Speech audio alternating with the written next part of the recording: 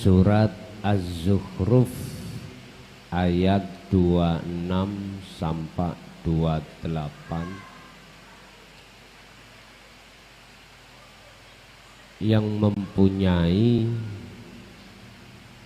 pengertian apa sih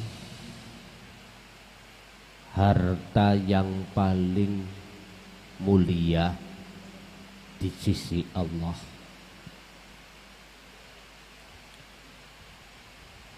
Bahkan disebut surat Az-Zukhruf itu maknanya adalah perhiasan. Perhiasan yang tidak ternilai. Artinya tidak bisa kau ukur nilainya dengan apapun dan siapapun.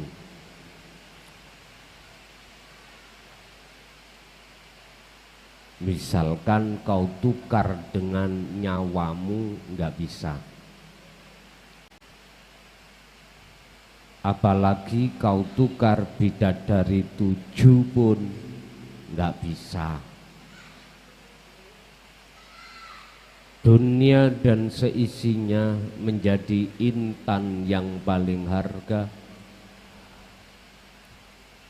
nggak akan pernah mampu untuk menyamai nilai dan harganya. Apakah itu? Dalam ayat ini nanti kita akan menjumpai yang disebut kalimatin. Apa itu kalimatin? Ajaran-ajaran yang mendidik rohaniyahmu untuk mengerti, untuk faham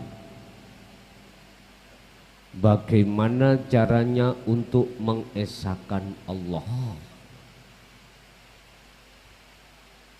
Bahkan dalam ayat lain disebut wal akhiratu khairu wa abqa.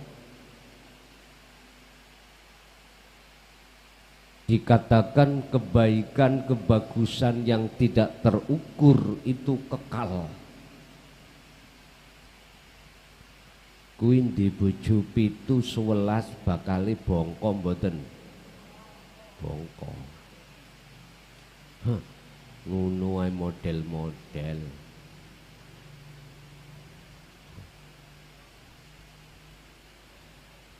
Kuwi Anda punya pangkat tingginya sebagai pangkat presiden, kau tinggalkan enggak? Tinggal.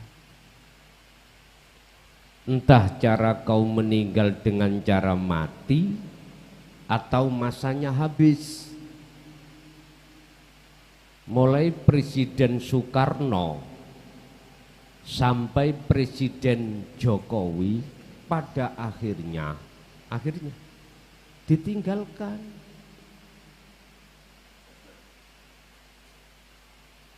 Hartamu yang kau gunggungkan sehingga menjadikan hatimu ada sifat takabur, pabrik, pulau yang kau miliki, mengapa tidak kau bawa mati? Pisah, semuanya berpisah.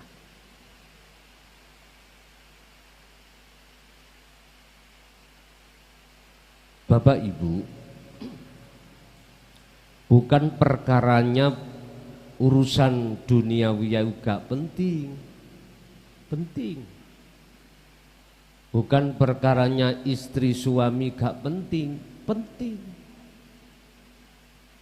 Bukan perkaranya anak itu gak penting.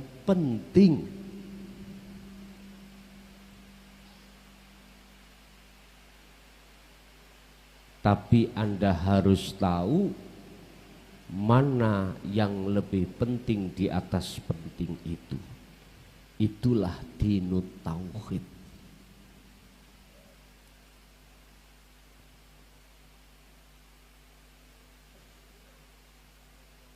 Suami, istri, anak penting.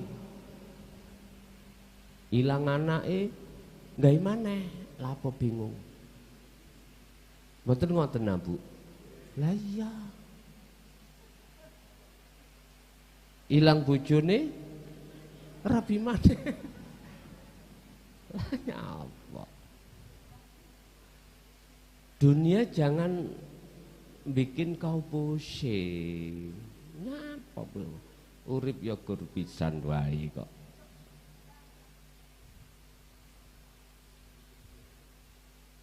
Dalam ayat ini nanti Az-Zukhruf surat yang ke-43 ayat 2628 mengkisahkan ceritane Nabiullah Ibrahim. Siapa nanti di situ pengikutnya Nabi Ibrahim yang meneruskan ajaran Nabi Ibrahim? Mari kita simak sama-sama.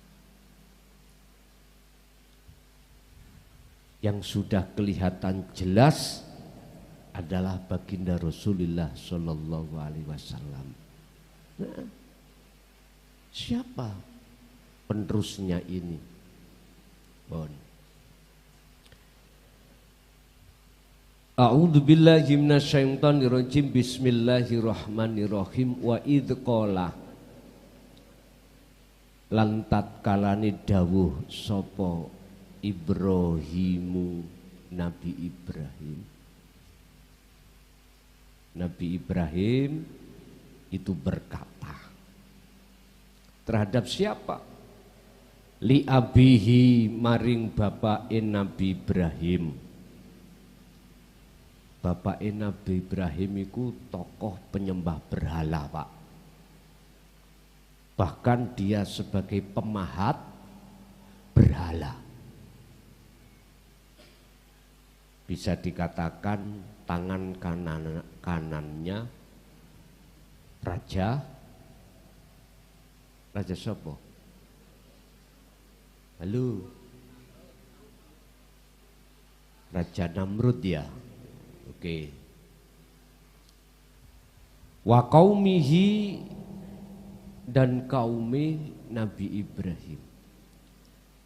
Jadi wawu atof yang di situ yang dipasang Allah di situ sebagai penguat kalau Nabi Ibrahim itu tidak hanya berkata pada keluarganya tapi kaumnya. Di situ nggak ada wakaf, nggak ada. Langsung memakai wawu ataf, wawu penyambung yang artinya menegaskan beliau itu berdakwah tidak keluarganya saja tapi terhadap kaum, sama dengan Anda nanti. Tidak hanya anak istri tapi juga terhadap umat.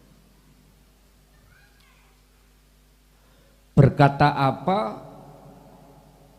Innani bara'um mimma ta'budun. Ayahe Nabi Ibrahim iku penyembah berhala, pada saat itu kaumnya juga begitu.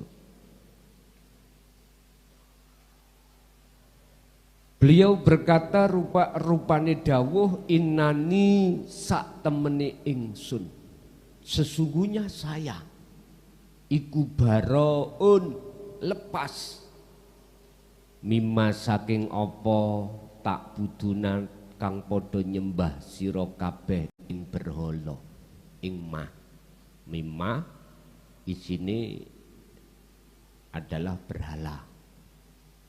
Sesungguhnya aku sudah terlepas dari kemusyrikan. Sesungguhnya aku sudah terlepas dari sesembah apa yang kau sembah. Sesungguhnya saya sudah keluar dari iman apa yang kau imani. Ini cambukan kita golongan am. Manakala kami tarik dari tafsir mutasabbihah atau dari sisi hakikat atau dari sisi Al-Qur'anul Qadim. begini. Siapapun kita kalau beriman bahwasanya pahit itu berangkat dan sumbernya dari kopi, jelas jenengan kali kula niki imannya masih menyekutukan Allah.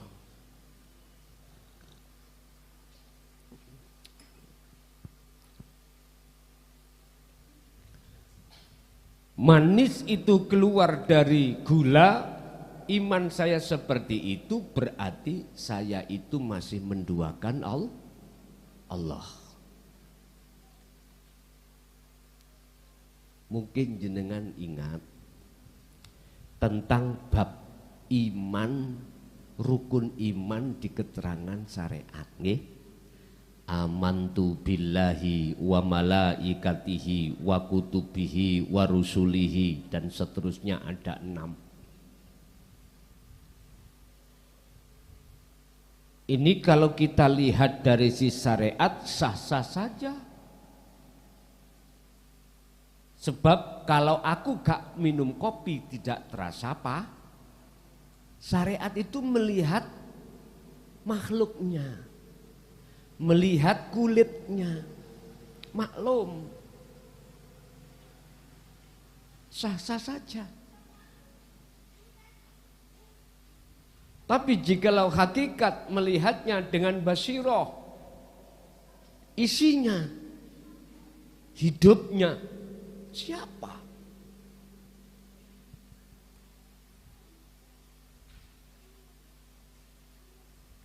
Jelas Allah Subhanahu wa ta'ala. Jikalau hatiku beriman selain daripada Allah itu, maka saya tidak masuk di dalam ayat ini, di mana beliau mengatakan innani bariun baroun mimma ta'budun. Aku sudah bebas dari apa yang kau sembah.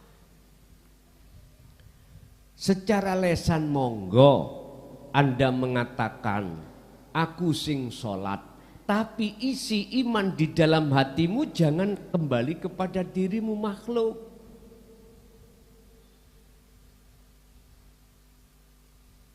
Harus muncul keagungannya Allah yang memiliki, yang menguasai, yang melakukan. Harus kau kembalikan.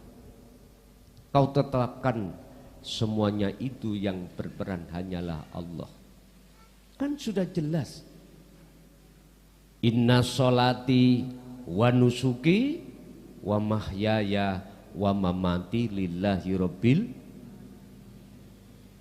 Mungkin jenengan iki kalau mulai sholati wa nusuki ngibadahku wa mahyaya hidupku lillahi rabbil alamin, yang selain wa mamati iki sampean gak bingung. Mosok sik Gusti Allah mati? Ngene lho, ben gak bingung jenengan. Biar gak bingung. Yang mematikan, menafikan keakuanmu, nafsu dalam dirimu tidak ada lain kecuali Allah. Bukan Allah mati.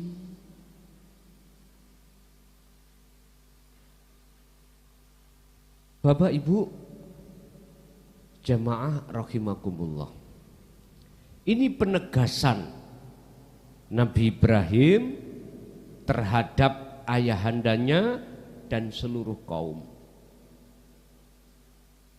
Tapi berat memang. Sebab apa? Sebab golongan Am itu Allahnya bau banyak. Nggih. Tuhane akeh. Ning ra rumangsa dhek iku nyembah Allah wakeh. Nggih.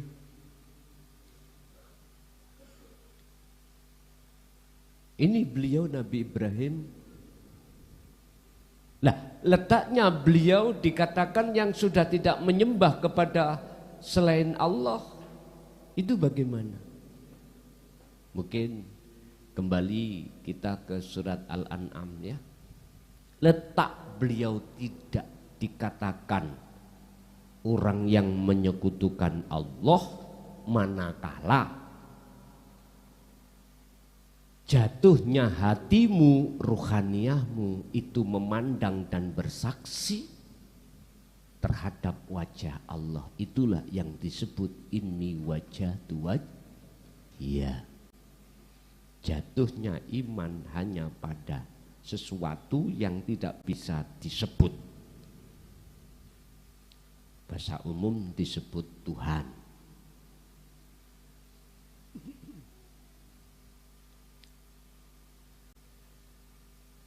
Sebab di akhir kalimat, di akhir ayat dikatakan wa ma ana minal musyrikin. Dan saya bukan termasuk golongan orang yang menyekutukan Allah. Sama dengan ayat ini. Innani bara'um mimma ta'budun. Saya sudah terlepas dari, sudah bebas dari penyembahan berhala yang kau sembah, wahai kaumku.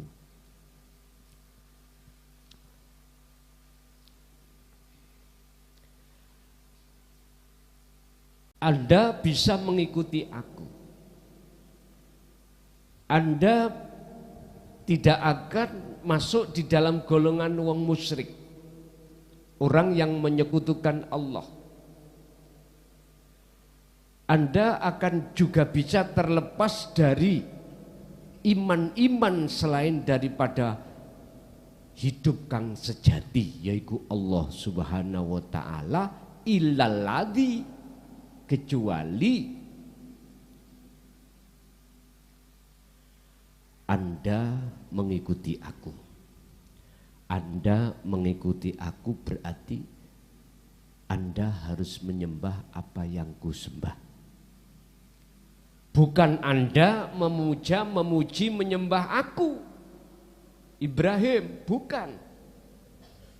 Jadi Nabi atau Rasul siapapun tidak pernah di dalam Al-Quran satupun yang menjelaskan bahwasanya para Rasul menyuruh terhadap umatnya untuk memuja, memuji, apalagi menyembah padanya. Enggak ada. Kalau ada, tak tukunin jauh piro. Enggak ada. Semuanya mengarahkan terhadap hambanya, umatnya itu untuk menyembah apa yang beliau sembah. Itu ya tergantung imam sampean kali kula. Nek imam sampean kali kula menyuruh beriman pada selain Allah, otomatis Anda akan mengikuti.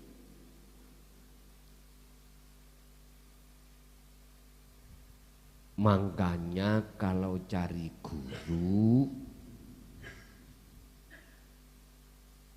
wajib kita itu guru akhirat. Urusan dunya penting, tapi guru dunya penting,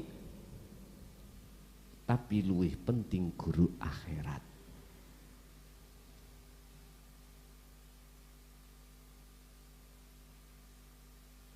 Imam itu ada dua. Ada imam yang mengarahkan, walladzina kafaru awliya'uhumut tauhid. Ada pemimpin, imam itu yang mengarahkan pengikutnya untuk menyembah makhluk, untuk memuja makhluk, untuk memuji makhluk. Ada pemimpin yang kedua, Allahu waliyul ladzina amanu, untuk beriman, untuk menjadikan pemimpinnya, untuk menjadikan gurunya, untuk menjadikan penyembahannya itu Allah. Ini yang harus umat pilih mestinya.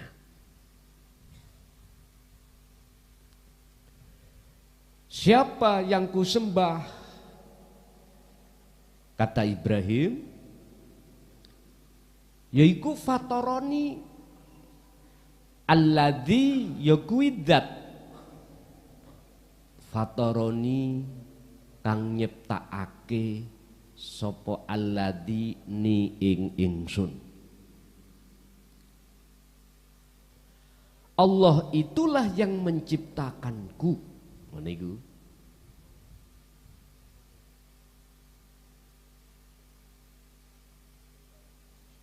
Jikalau kau betul-betul mengikuti apa yang kusarankan, yaitu inni wajjahtu wajhiya, jatuhnya imanmu, persaksiamu itu hanya illallah. Hidup sejati iku alladzi, yaitu dat atau kang, Tuhan yang menciptakan itu. Fa innahu mongko sak temene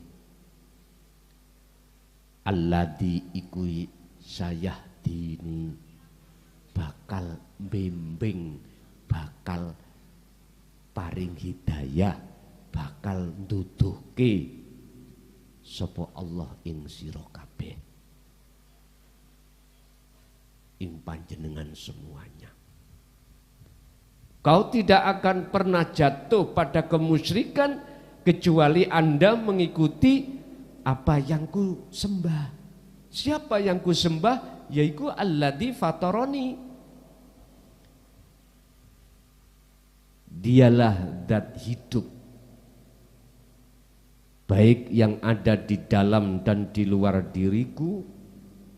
Jikalau kau betul-betul mau mengikuti itu, fa innahu, mongko Allah itu sayahdin,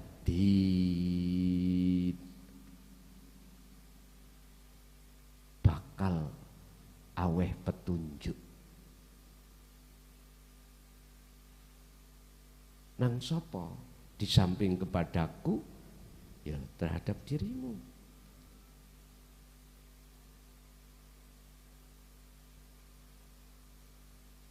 Ini penguatan terhadap Anda yang sudah mengikuti Ibrahim Hanifah, mengikuti pengesaan Nabi Ibrahim terhadap Tuhannya.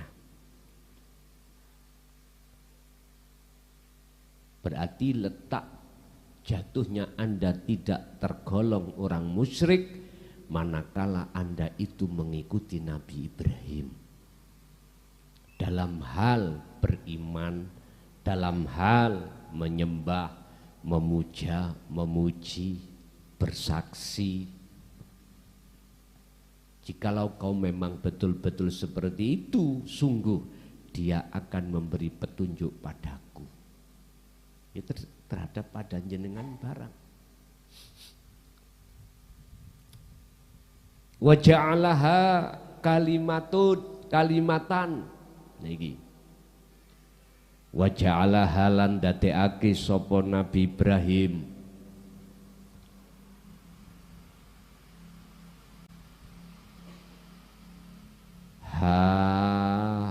ing ajaran mau, ing isine ajaran mau, ndadekake kalimatan ing wahyu. Boleh dikatakan yaiku wahyu, duduk sawai payu lho ya. Wahyu itu suci, langsung dari Allah jatuh pada hatimu. Apa kalimatan ini? Kalimat tauhid, yaitu ajaran-ajaran yang mendidik ruhaniyahmu itu untuk mengesahkan Allah di segala aspek apapun. Syuhudul wahda fil kasrah, ringkesen perkara wakeh iku mung tunggal. Carane Ya, hatimu harus bersaksi menyang urip terhadap hidup yang maksud bukan sifat. Lihatlah hidupnya, jangan melihat makhluknya, walaupun makhluknya banyak, melihat hidupnya. Iku lu syuhudul wahda fil kasroh. Jadi kalimatan itu adalah yang disebut wahyu. Ya ini kalimat tauhid.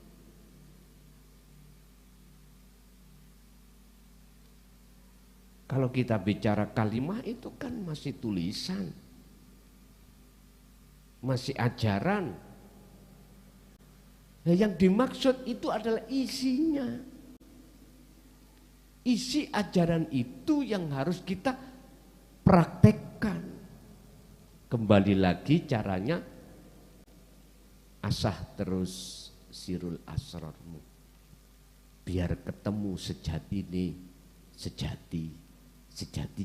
dirine iku ben ketemu.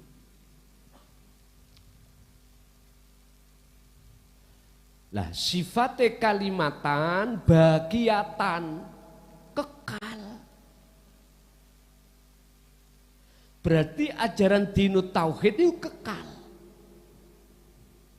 Bah, dari sisi makna loh ya. Sehingga mulai zaman Nabiullah Adam sampai detik ini, walaupun setelah zaman Khalifah Sayyidina Ali terpendam,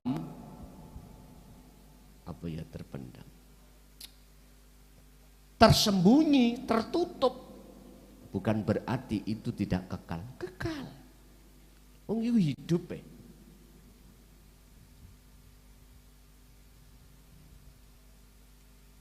Suatu saat pasti akan muncul ini. Muncul. Mungkin kalau kita bandingkan dengan tahun-tahun di bawah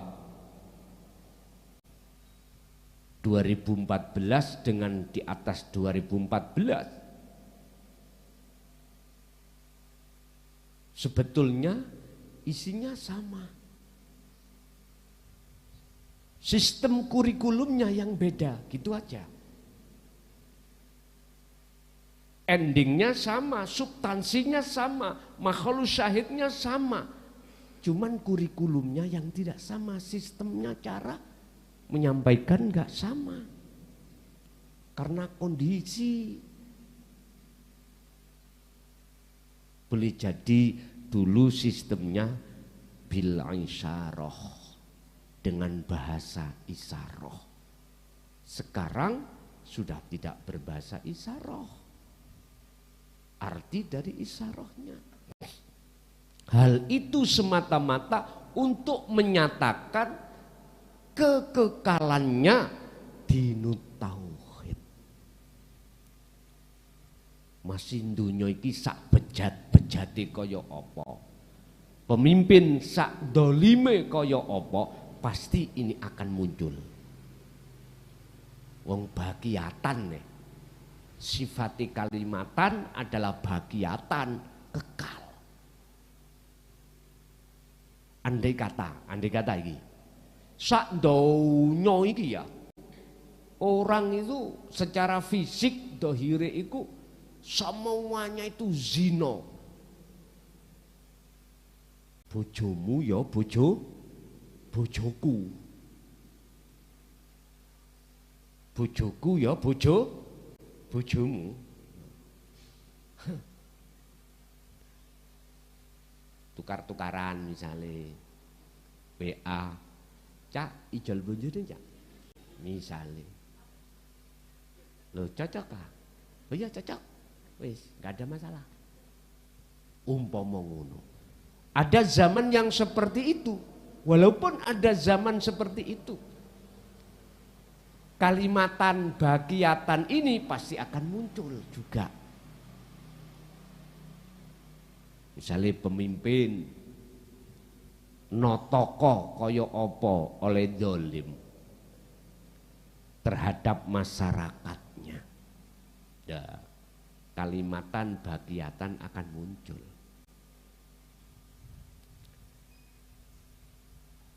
Sebetulnya Pak Bu ya, babakan korupsi itu sangat mudah untuk dihilangkan. Tabiat, karakter, tradisi korup itu sangat mudah sebetulnya itu. Gak usah ada inspektorat, gak usah ada KPK, gak usah ada kepolisian. Misalkan ya, sangat mudah kalau pemerintah mau. Kalau mau. Mungkin aku punya kurikulum yang era digital ini jos alias jitu nek mau. Aku punya kurikulum ini, tapi mahal regoni. Mahal. Nek gelem hubungan aku. Tak tuduhno. Cek goleki to. Sekarang ada sumur. Ada isinya air. Terus cebuk iki pingin onok banyune. Sumur moro nang nggone cebuk apa cebuk moro nang sumur? Halo. Etikanya cebuk marani sumur, timbo marani sumur, baru dapat. Didiklah dengan cara kurikulum transparan tentang dinut tauhid para pejabat. Kalau kita bicara dinut tauhid, ilmu yang mengesahkan pada Tuhan, tidak cuma Islam.